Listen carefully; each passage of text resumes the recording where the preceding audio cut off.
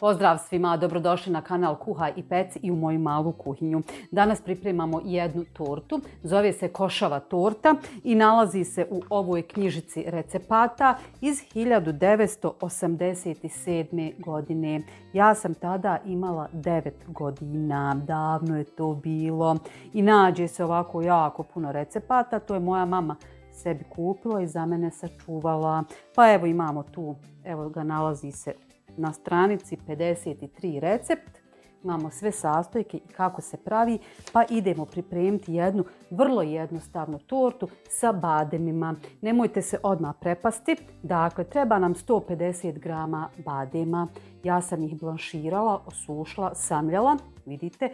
I na kraju, kad sve to uopšte nije skupo. Ali nemojte kupovati bademe u kesicama onako pakovane, nego odete kupite rinfuzno. I evo, 150 grama badema je koštalo 2 marke i 80 pfeninga.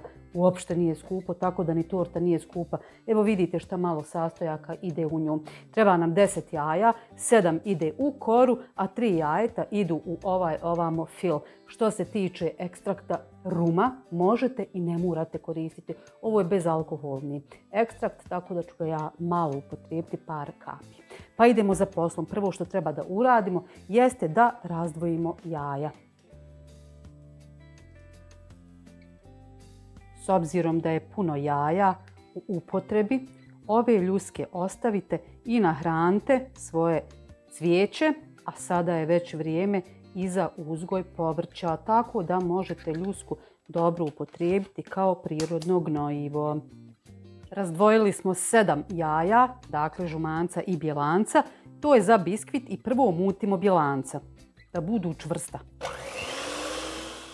Nakon što sam čvrsto umutila bjelanca, vidite, sada je red na žumance. U žumanca dodajemo šećer, pjenasto umutimo.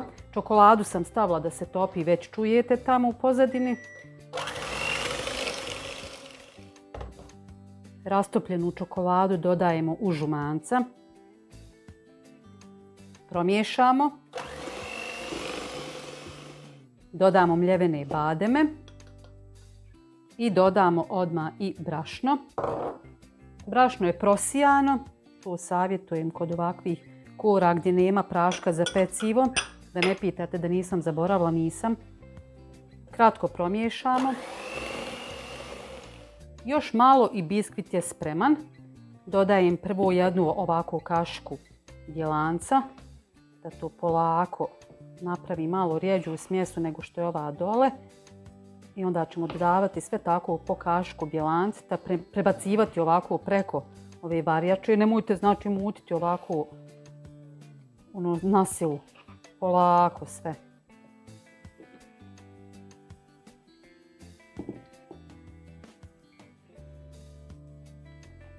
Podijelim na 2 jednaka dijela.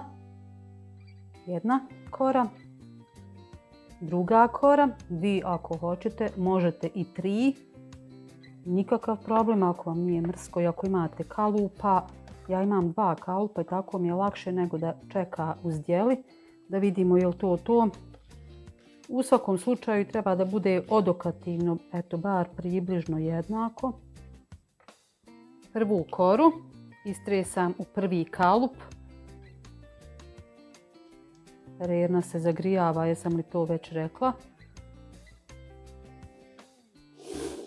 Koru stavite u vrelu rernu i smanjite na 180 stepeni.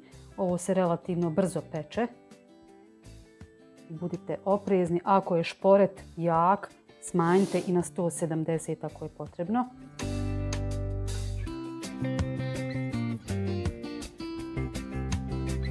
Prva kora samo što nije gotova. Evo istresamo i drugu. Samo poravnajte malo. Ovako je najlakše kad imate 2 kalupa i samo jedan za drugim, ne morate čekati pa skidati kalup pa odlijepi pa hoćete li se opržiti, nećete li se opržiti. Evo prvi je gotov. Vadimo ga, evo da vidite. A ovaj stavljam odmah u rernu da se peče. Dakle, peče se otprilike nekih 15 minuta na 180, eto 170 stepeni. Ako se bojite da će vam izgoriti tih 10 stepeni, nije baš nešto veleključno kod ovakvih kora. Vidite, fino je mekana, radi pod prstima. Sada ćemo je ostaviti da se ohladi. Također i ova druga kad se ispeče, kore treba dobro ohladiti. U međuvremenu možemo pripremiti kremu. U međuvremenu dok se kore peku uhlade, da nemamo praznog hoda, idemo mi pripremati kremu. Dakle, 3 jaja ćemo umutiti sa šećerom i to ćemo kuhati na pari. Ja sam ovdje stavila ovu šerpicu sa vodom unutra. Vi možete naravno šerpicu na šerpicu, posudu na šerpicu kako ste već naučili. Vjerovatno vam nije prvi put da kuhate na pari. Kad se jaja skuhaju, to jest kad se malo zgusnu, vidjet ćete i sami kad budete miješali, tada dodajemo ovu čokoladu.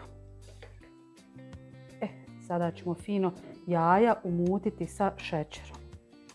To fino da budu čvrsto umućena, što bi rekli da pobijele. Vidite boje. Sada ćemo ih fino prebaciti u posudu za kuhanje na pari. Ili, ako ste već umutili u onoj maloj posudici, pa na šerpu. Lagano, nemojte da puno vrije voda. Onako lagano kuhajte, ovome će trebati nekih 15 minuta. Nigdje ne žurite jer svakako se i kore moraju ohladiti. Evo, čokoladu sam prebacila u jednu zdjelicu, pošto evidentno ne može stati u ovamo dio sa parom. I dodala malo žumanca, sad ću dodati još malo, vidite li kako je gusto? Tako, ovo ću vratiti nazad, nek se samo još malo kuha, ono je već spremno. Samo da ja čokoladu rastopim pa će mi biti lakše sjediniti. Naravno i žumance treba dobro ohladiti, to jest jaja, dobro ohladiti prije nego što krenemo mutiti sa puterom. Evo vidite, čim je dohvatilo čokolade, jaje je malo spalo tako da ima dovoljno mjesta sada u šerpici. Čokolada mora dobro da se otopi. Polako miješajte, sve se ovo kuha na vrlo laganoj vatri, vrlo laganoj. Vidite kakva je krema. Vidite, gusta. Sada ćemo je fino prebaciti u jedan tanjir. Pazite, nemojte na ovu stranu gdje vam je voda. Da se brže ohladi kako bi što prije krenuli sa pripremom putera. Dakle, sve nam se ohladilo, sada je vrijeme da jedno po jedno pripremamo za slaganje torte. Koru treba nožićem odvojiti od kalupa okolo skroz, kao što sam to uradila sa ovom korom, i odlijepiti od papira. Isto ćemo to uraditi sa ovom korom.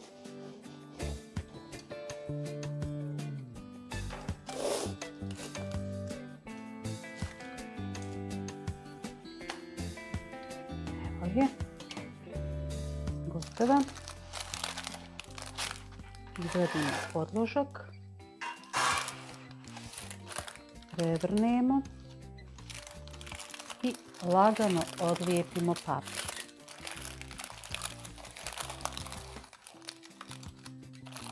Polako, nemojte čupati. Evo ga. I ova je kora gotova. I sada ćemo pripremiti kremu. Puter sam usitnula da se bolje razmekša. Uvijek dodam malo šećera u prahu zato što se lakše umuti. To neće pokvariti recept. Biće samo za nijansu slađe. Ali to nama danas ne smeta. Dodat ću odmah ekstrakt ruma. Što opet kažem može, a i ne mora. Ovo ćemo sada fino dobro umutiti. U umućen puter dodajemo ohlađenu čokoladu. Sve dobro izmiksamo. Idemo slagati. Dakle, kalup smo oprali da ne bi okolo ostalo zalijepljeno od kore kad smo pekli. fino ga operete, to je sekund posla za urednije, kasnije da dobijemo jednu finu i urednu tortu. Pola fila, možete i malo više od pola, stavljamo na prvu. Evo ovdje sam pripremila da vam pokažem šlag kremu sa čokoladom. Sam pripremila da je na kraju eto kao malo ukrasim. Vi možete staviti šlag, slatko vrhnje, kremu od vanilije možda, ali eto neka to bude sve sada kod mene čokolada, bademi. Evo ja sam stavila 2/3 kreme, s obzirom da će gore na gornju koru doći i šlag krema, pa da ne bude previše fila na gornjoj kori. Evo je, vidite kako to fino ide, krasno sve. Slobodno malo ovako pritisnite. I sada ćemo dodati i drugi dio kreme.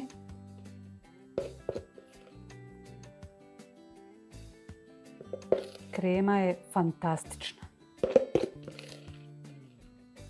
Fino poravnajte. Ja sam pripremila poklopac od kalupa.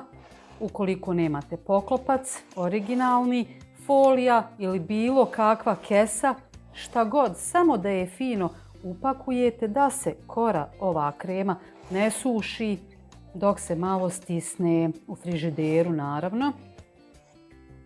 E sad, je li ovo poravnjano? Ja više ne vidim. Meni je ovo sve u 5 deka kad mažem. Sve mi izgleda ko bajagi jednako. Ma to je to. Evo, još jednom da mahnem. Evo jedan umjetnički ovako. Tako. Evo poklopac. I ovo sada ide u frižider da se fino krema dobro ohladi, da se puter i čokolada stisnu i onda idemo da je ukrasimo naravno po želji. Ukoliko ne želite da mutite ni šlag, ni kremu, ni vrhnje, ni bilo šta, možete ostaviti ovako, samo uzmete malo badema, nasjeckate onako krupnije i pospejte odozgo. Ma ne treba vam ništa, vjerujte. Eto. Idemo dalje za poslom. Da završimo tortu. Tortu sam izvadila iz frižidera. Treba skinuti kalup. To ćete naravno nožićem okolo prvo obići da se lakše odvoji, da ne povučete kremu sa sobom. U hladno mlijeko dodajem ovu šlag kremu od čokolade i to ćemo fino da umutimo prema uputstvu na kesici. Samo što sam ja umjesto 125 ml stavila 120 ml mlijeka.